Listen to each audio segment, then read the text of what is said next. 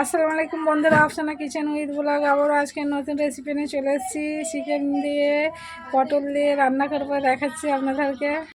এটা poultry chicken, এটাকে ধুয়ে পরিষ্কার করে নিয়েছি আমি, কেটে কুচে।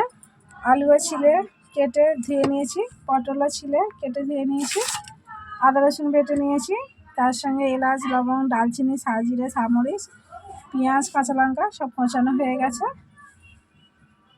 দেখুন বন্ধুরা, মাংসটার মধ্যে আমি জাফরান দিয়ে মাখিয়ে নিচ্ছি।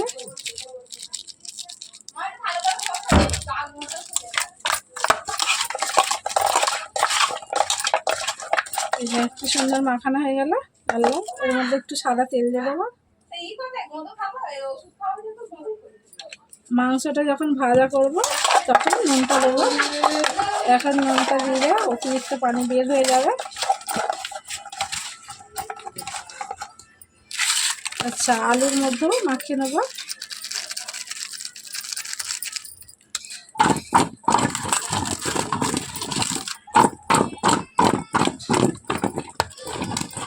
আলুটাও মাখানো হয়ে গেছে। যখন আলু কড়াইয়ে তেলের মধ্যে দেবো তখন নুন দিয়ে দেবো। পটলটাকেও মাখিয়ে নেবো।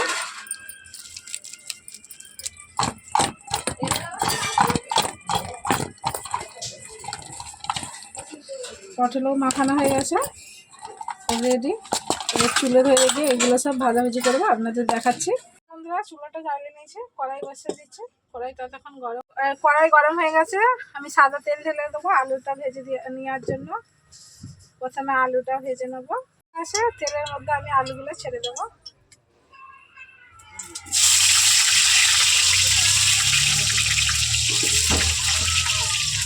এগুলো দেওয়ার পর আমি ভালো করে নেড়ে ছেড়ে দেবো। আর একটু অল্প পরিমাণে একটু নুন দেবো।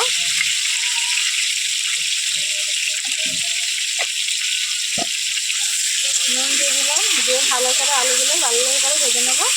বন্ধুরা, এই যে আমার আলুটা কি সুন্দর লাল লাল মুচমুচে টাইপের ভাজা হয়ে গেছে। এই যে এবার আমি আলুটাকে তুলে নেবো।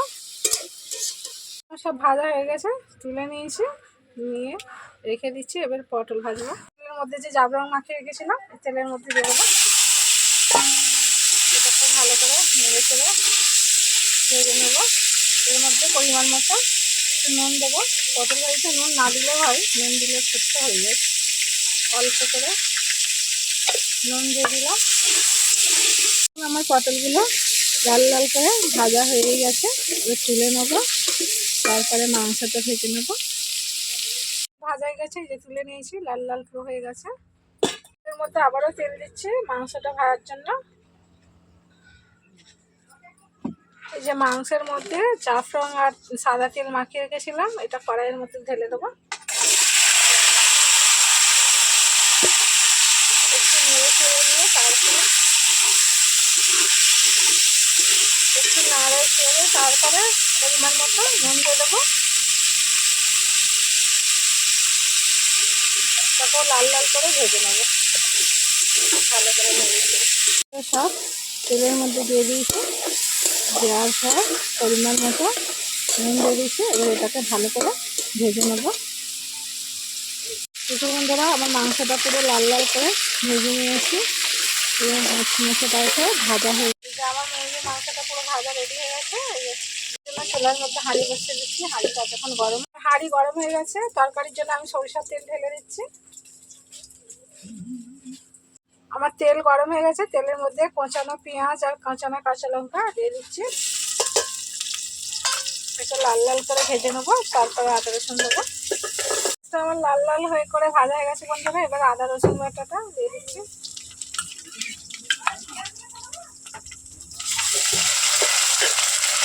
নুন দেবো, নুন দেবো ভালো করে, অল্প করে একটু পানি দেবো। প্রথমে হলুদের গুঁড়া দেবো 1 চামচ, লঙ্কার গুঁড়া দেবো,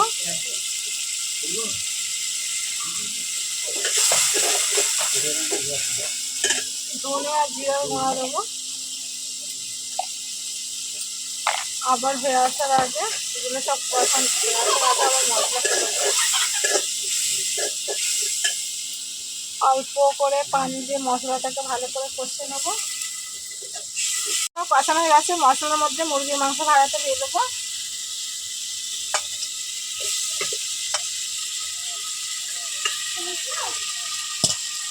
দেখো ভালো করে কষে নেবো মশলার সঙ্গে। মুরগির মাংস কষানো হয়ে গেলে আলু দেবো, পটল দেবো, দিয়ে কষে নেবো।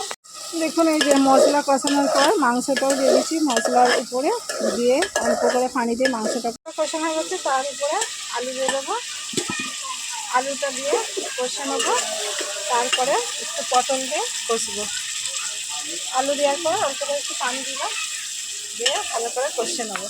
একটু আলুটাকে কষে নিয়েছি, এবার পটল ভাড়াটা দিয়ে দেবো, দিয়ে একটু কষে নেবো। পটল আলু মাংস 3 রকমই ভালোভাবে কষানো হয়ে গেছে। সব তো আমার ভাজা জিনিস, যেহেতু কষাতে বেশিক্ষণ সময় লাগবে না। রেডি আমার। এর মধ্যে পানি দিয়ে দেবো, দিয়ে ভালো করে নেড়েছে তরকারির মধ্যে। এবার ঢাকনাটা ঢেকে দেবো, ঢাকনাটা খুলে দেখে নেবো আমার তরকারি প্রায় হয়ে গেছে।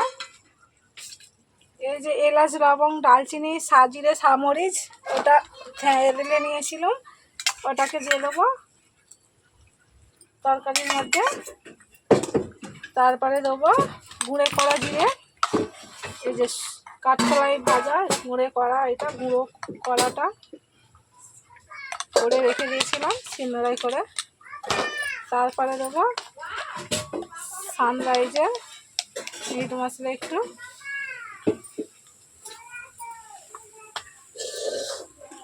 দিয়ে একটু নেড়ে ছেড়ে আবারও ঢাকনাটা ঢাকা দিয়ে দেবো। একটু করে নামিয়ে দেবো, খুলে আবারও দেখে নেবো আমার তরকারি পুরো রেডি। দেখা এই যে আমার তরকারি ঝোলগুলো পুরো ফুটছে গদগদ করে। ঠান্ডা হয়ে গেলে তবে তরকারির কালারটা সুন্দর দেখাবে। ঝোল ফুটতে যেহেতু কালারটা বোঝা যাচ্ছে না অতটা। এবার আমি হাঁড়ি থেকে নামিয়ে নেবো অন্য হাঁড়ি।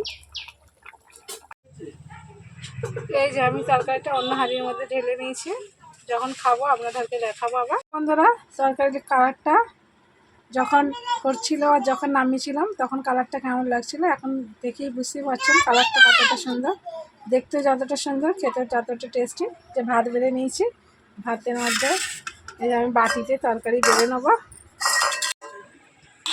দেখুন বন্ধুরা আমি বাটির মধ্যে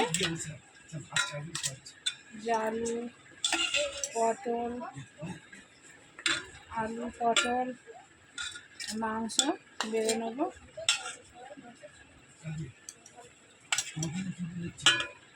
মধ্যে তরকারিটা বেড়ে নিয়েছি, এই যে লেগের মাংস নিয়েছি,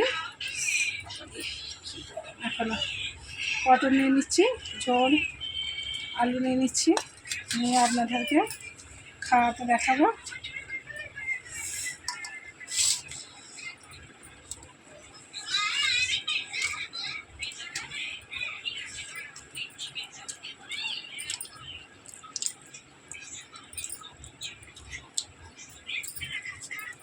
খুব দারুণ হয়েছে বন্ধুরা, পটলের টেস্ট অসাধারণ লাগছে।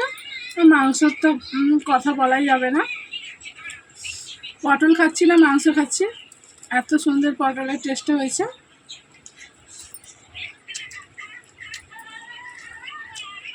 ঝোল আলু পটল দিয়ে ভাত খাওয়া হয়ে যাবে। প্রথম থেকে শেষ পর্যন্ত পুরো ভিডিওটা দেখবেন। আমি যেইভাবে রান্নাটা করলাম সেম টু সেম আপনারা ওইভাবে রান্না করে বাড়িতে খেয়ে দেখবেন, আর আমাকে কমেন্ট করবেন অবশ্যই কেমন লাগে সেই বুঝে। তারপরে হচ্ছে একটা লাইক শেয়ার আর নোটিফিকেশন বেলটি বাজিয়ে দেবেন। আজকের ভিডিও এখানকার মতোই শেষ হলো, আবার নতুন ভিডিও এনে হাজির হবো।